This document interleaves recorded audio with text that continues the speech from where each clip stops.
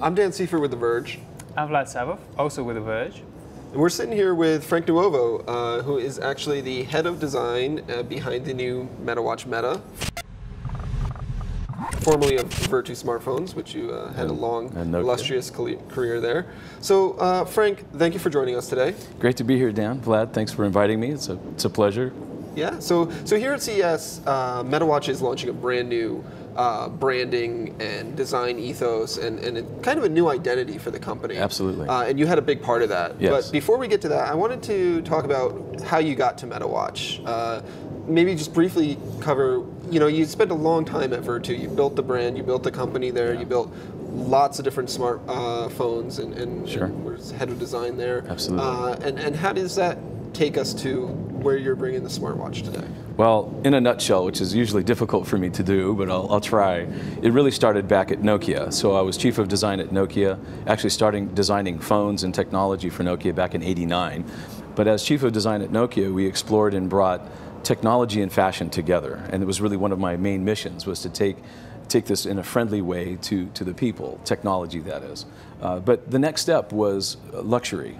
So we launched Verge in 2002 after several years of R&D, figuring out how to use materials like stainless steel and titanium and leather and sapphire because it didn't scratch. Not because it was precious, but because it didn't scratch, like had been on watches for many years previously. So in 2012, some complicated things happened and Verge was sold, and I made a decision that I would, in a very friendly way, move on and do other things. And Bill Geiser, wonderful Bill Geiser, the CEO of MetaWatch at the time, came to me and asked if I would join and work with him. And so that's where that story started, or ended up.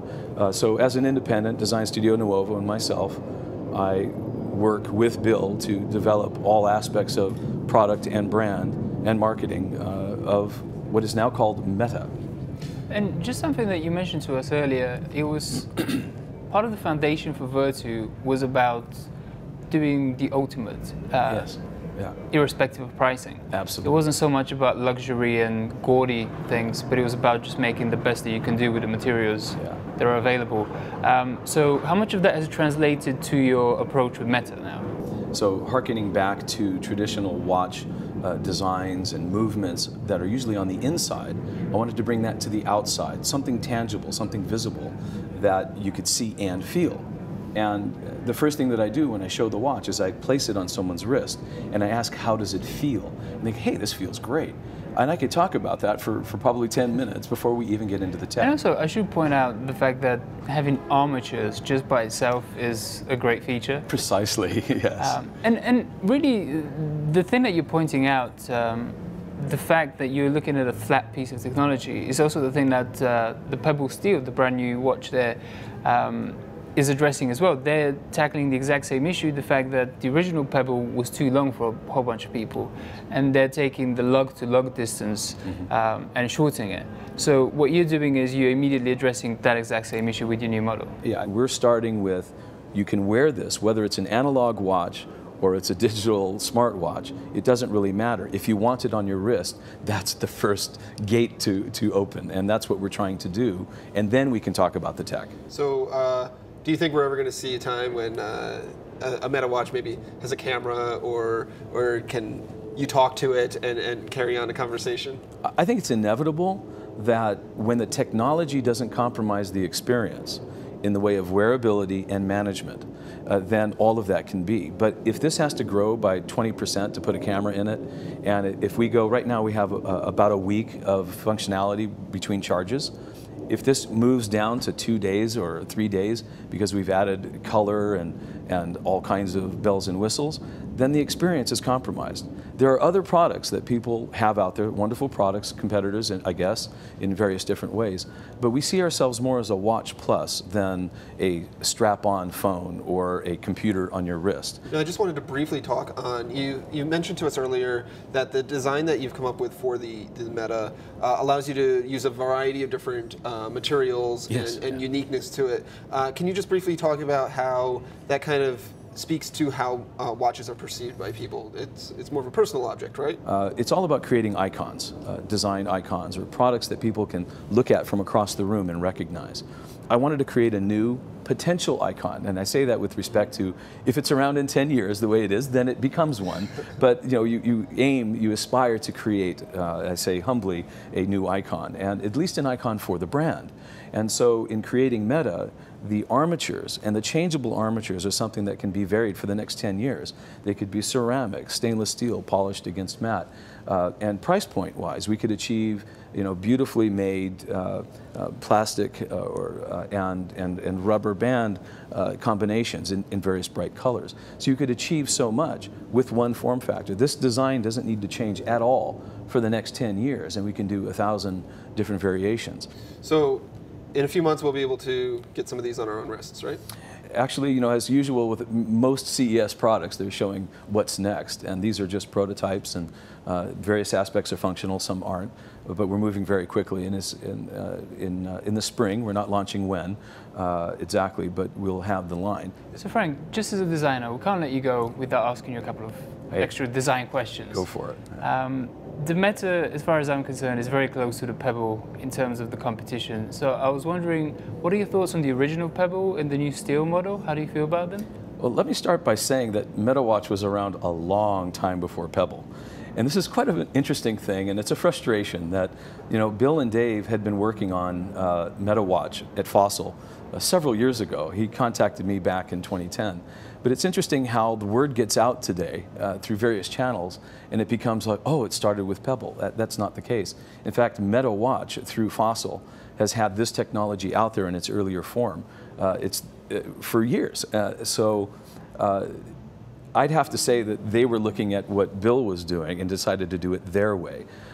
With respect to Pebble and all of their, the buzz that's happened about them, it's actually something that Bill and Dave, we're doing it our way, so we have our way of taking all of those applications and allowing notifications to come through and remote controlling and all of that.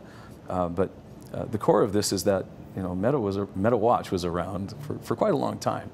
And so I love the fact that Pebble is there because it creates a marketplace. And there's no fear of competition. There actually has to be a great handshake and a hug, in my view. I look forward to their designs to attract certain people to their aesthetic. We're working on our own. And it's really one happy family. We're creating a new marketplace. And actually, Bill is a very open guy. When Pebble came out, he goes, his words were like, fantastic.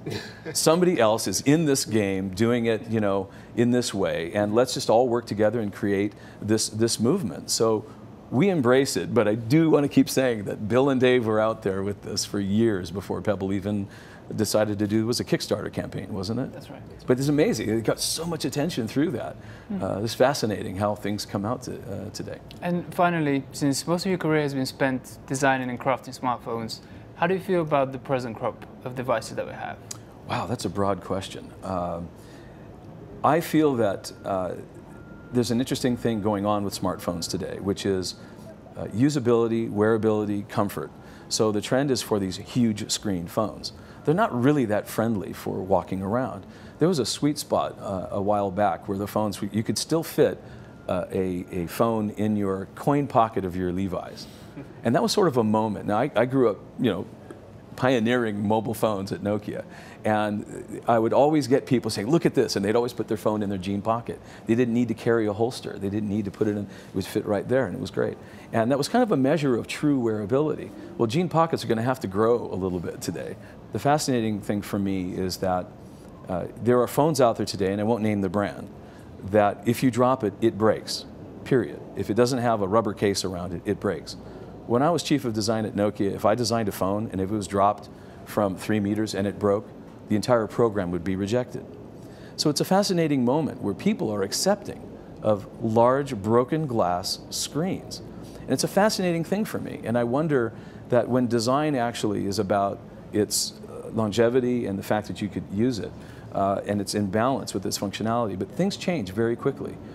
So now people are walking around, a great number of them, with a crack down the middle of their display. And that was totally unacceptable in my day. People are buying them. I can't say anything negative, but it's fascinating because we couldn't get away with that.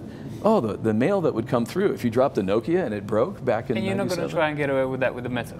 No, absolutely not. So what you see with Meta is a responsible package. We're creating, again, something made from very strong materials Whether it's glass or whether it's Gorilla Glass or sapphire, that's all a price point thing. But in any case, we want to make something which is robust, something which is reliable, and something that's beautiful, and something that feels good on the wrist before it even steps into the whole wonderful advantages of the features of forwarding and all the things that it can do. Great. So Frank, we wanted to thank you for joining us today. You've thank you, guys. A lot of great insights and thoughts, and we're happy to have you here. Anytime.